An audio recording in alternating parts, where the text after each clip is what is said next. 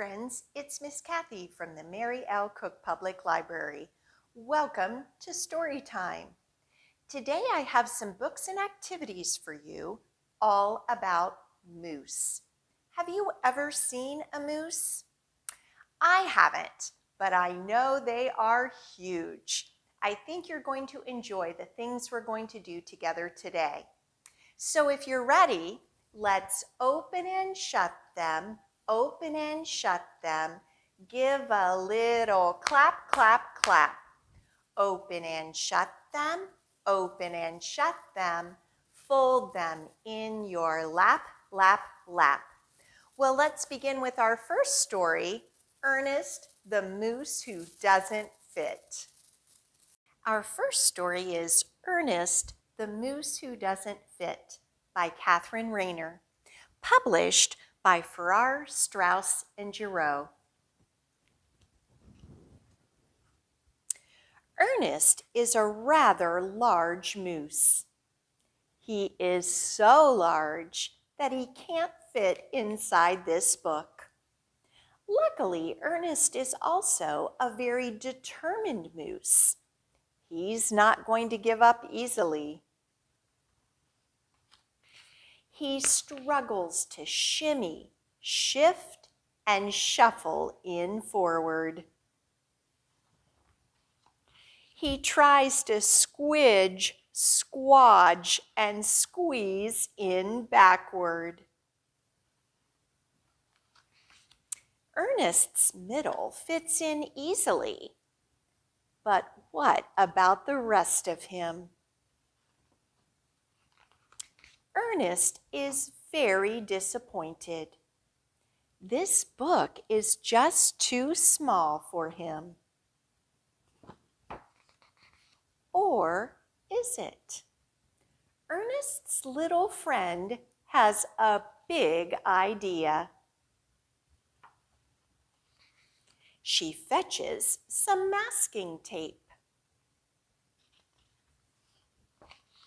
And Ernest collects some paper. Look how he's collecting it in those antlers. Together, they carefully crinkle, crumple, and stick. They are busy for a very long time. Finally, they are finished. Ernest may be a rather large moose, but now he has a rather large book. And he fits in perfectly.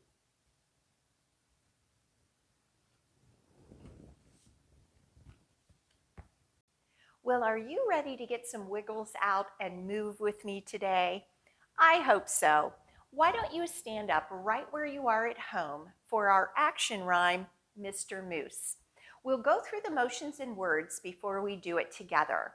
We're going to start out with Mr. Moose and his antlers. So you're going to take both of your hands and just put them on the side of your head, like a moose with his big antlers.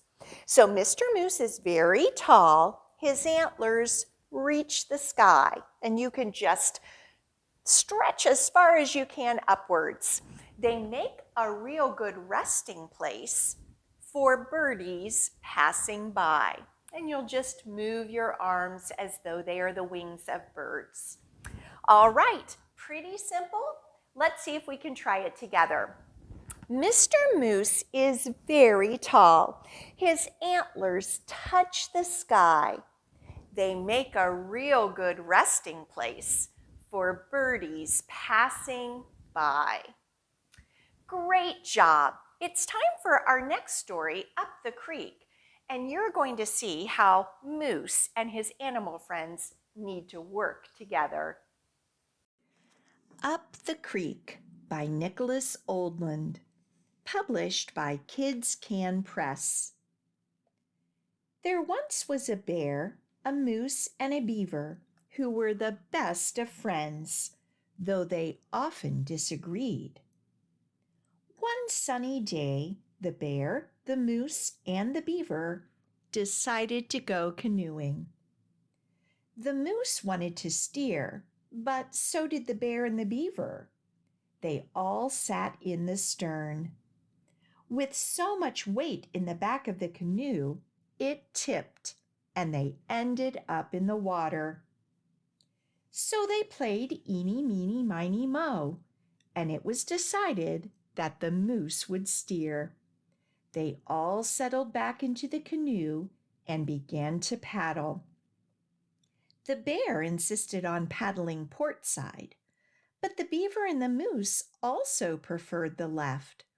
With everyone paddling on the same side, they traveled in circles. Soon their arms grew tired, so they began to switch sides.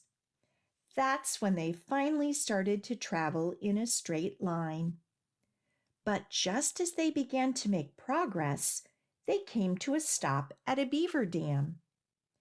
They all had different ideas as to how to get across. The beaver wanted to push the canoe, but that didn't work. The moose thought they should pull the canoe. That didn't work either. Fortunately, the bear figured it out.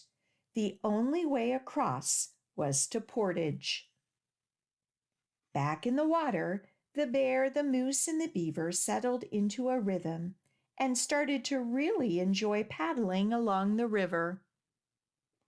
But it wasn't long before they began to argue. "Stop splashing. Keep paddling. I'm hungry." They argued so loudly that they didn't notice the current growing stronger or the quiet rumbling in the distance. Until it was too late. The river had turned into wild white water rapids. Ah! Thrown sideways, underwater, through the air and everywhere, the bear, the moose, and the beaver held on for their lives.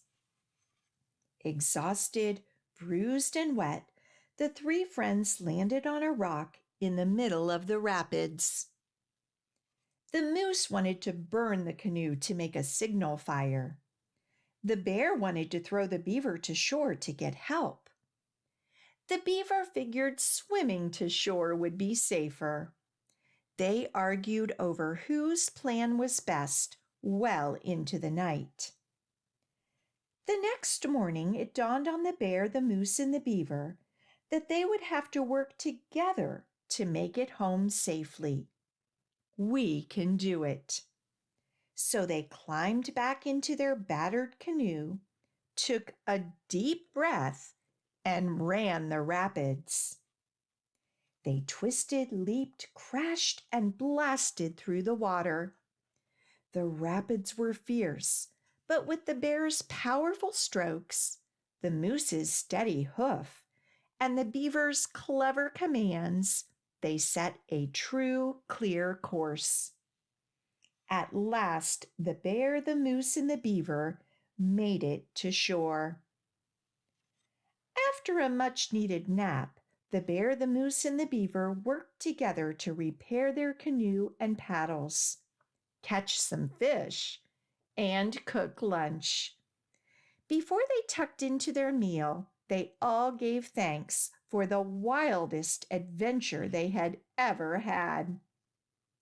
Rested and relaxed, the bear, the moose, and the beaver were ready to set out for home. After taking a long look at the raging rapids, they decided to walk. And who could disagree with that? Well, we're ready for another activity where we'll be doing some counting and listening for some rhyming words.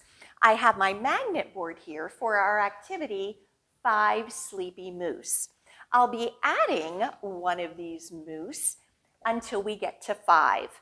So before we start, let's go ahead and count to 5 together. 1, 2, 3, 4, 5. Good job. The words will be on the screen so we can say our rhyme together. It starts like this. 5 sleepy moose on a great big hill. The first one said, I like lying still. The second one said, I'm about to yawn. The third one said, please don't wake me until dawn. The fourth one said, my eyes are starting to close. The fifth one said, I'm about to doze. So they pulled up their covers and all said good night. Then the 5 sleepy moose went out like a light. Good job on your rhyme. We have time for one last story, Looking for a Moose. Looking for a Moose by Phyllis Root. Illustrated by Cecil. Published by Candlewick Press. Have you ever seen a moose? A long-leggy moose? A branchy antler, dinner diving, bulgy-nosed moose? No, we've never, ever seen a moose. And we really want to see a moose. Let's go. We put on our hats, we pull on our boots. We look in the woods, tromp, stomp, the treesy breezy, tilty stilty, wobbly knobbly woods. We look and we look, but it's just no use. We don't see any long-leggy moose. Now what? We'll look in the swamp for a dinner diving moose. We roll up our pants, we take off our boots.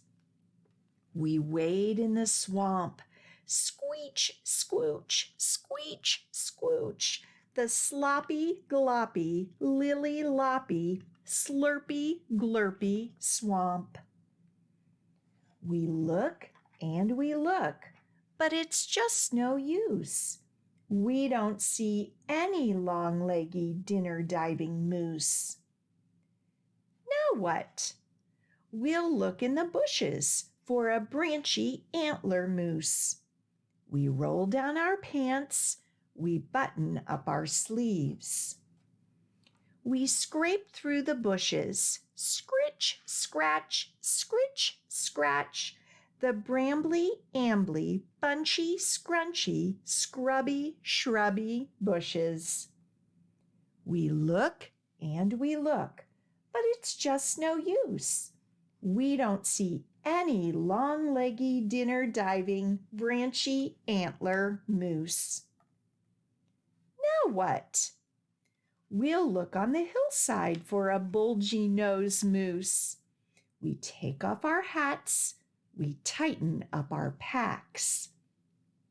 We scramble up the hillside, trip, trop, the rocky, blocky, lumpy, bumpy, fuzzy, muzzy hillside. We look and we look, but it's just no use. We'll never, ever see a moose. What's that? Look there. It's a long-leggy, dinner-diving, branchy antler, bulgy-nosed moose. And a moose. And a moose. And a moose. We've never, ever seen so many moose. Let's move together one last time before it's time to say goodbye. We're going to do My Little Moose. It is an action rhyme, and the first action you already know. We're going to take our hands and place them on the side of our head like antlers on a moose. Then we're going to jump up and we're going to flop back down. You're going to bend to the left. Then you're going to bend to the right. And then you're going to just pretend that you're walking out of sight. So you can just walk around the living room or wherever you are. All right, let's see if we can try My Little Moose. My little moose is funny and brown. He jumps up quickly and flops back down. He bends to the left and then he bends to the right. Then my funny little moose walks out of sight. Great job on that action rhyme. Thank you so much for joining me for Storytime today. I sure enjoyed sharing books and activities with you today. If you would like to reserve one of the books you heard today, or any book that you're interested in, you may use the online catalog to do so. Or if you go to the Mary L. Cook Public Library website, under the Children's tab, there is an interest form that you can fill out. Miss Cathy would love to gather a bundle of books for you to pick up. We'll call you when they're ready. Our curbside hours remain Monday through Friday from 10 a.m. to 5 p.m. Well, our time goes by so fast, but it is time to say goodbye. So let's tickle the clouds, tickle your toes, turn around and tickle your nose. Reach down low, reach up high. Story time's over, so wave goodbye. See you next week.